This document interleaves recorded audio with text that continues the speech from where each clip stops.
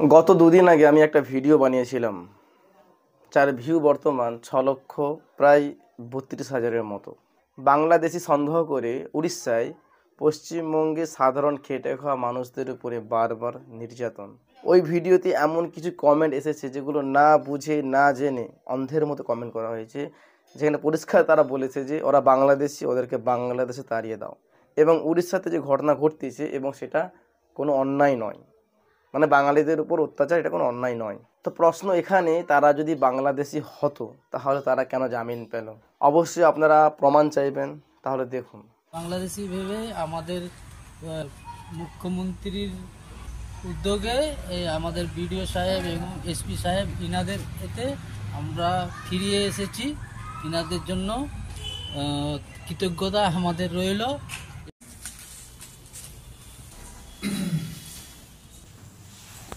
যারা অন্ধের মতো আজে বাজে মন্তব্য করেছিলেন এই মানুষগুলো সম্পর্কে, এখন তারা কি বলবেন?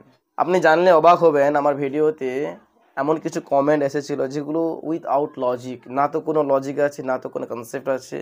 জাস্ট এতটুকুই তারা বলতেছে যে বাংলাদেশে তাড়িয়ে দাও। আসলে কেন বলতেছে, কী জন্য বলতেছে, তাদের কোনো লজিক নেই। মুসলিম মানেই বাংলাদেশি। আপনি যদি মুসলিম ধর্মাবলম্বী হন, আপনি নিজের দেশে সাংবিধানিক অধিকার আছে, আপনি ভিন্ন রাজ্যে কাজ করতে গেলে আপনাকে হেনস্থা যদি করা হয়, আপনি যদি প্রমাণ দিচ্ছেন যে আমি দেশে, তারপরও আপনাকে হেনস্থা করা হবে, আপনি বাংলাদেশি, মানে আপনি মুসলিম।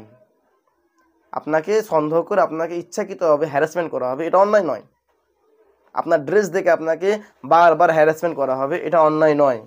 আপনি একজন ফেরিওয়ালা, খেটে খাওয়া মানুষ, রাস্তা দিয়ে যাবেন, সেখানে কিছু সংখ্যক মানুষ আপনাকে এসে নির্যাতন করবে, এটা অন্যায় নয়। মানে উড়িষ্যাতে বাঙালি মানুষদের সঙ্গে, শুধু মুসলিম নয়, বহু হিন্দু মানুষদের সঙ্গে বাংলা কথা বলার কারণে তাদেরকে বাংলাদেশি বলে নির্যাতন করা হচ্ছে, এটা ঠিক, ওটা কোনো অন্যায় নয়, কারণ ওরা বাঙালি, আর বাঙালি মানেই বাংলাদেশ। এই টেন্ডেন্সিটি আপনাদের মাঝখানে ঢুকিয়ে দেওয়া হয়েছে। ভাই এই কনসেপ্ট কোত্থেকে এসেছে, কোথা থেকে এসেছে, এটা বুঝতে হবে আপনাদেরকে।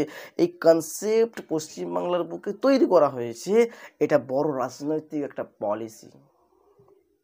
এই রাজনৈতিক পলিসিতে আজ আপনাদের রাজনৈতিক পলিসির জন্য, আপনাদের গদির অস্তিত্বকে আপনারা টিকিয়ে রাখার জন্য আপনারা সাধারণ খেটে খাওয়া মানুষদের উপরে অত্যাচার করছে। ভাই ইতিহাস সাক্ষী আছে যে বাংলাদেশ থেকে শুধু মুসলমানরা আসেনি, উভয় ধর্মের মানুষ এসেছিলেন। তাহলে বাংলাদেশ থেকে উভয় সম্প্রদায়ের মানুষ এসেছে, তারা তো আর নাচতে নাচতে আনন্দ করতে করতে আসেনি।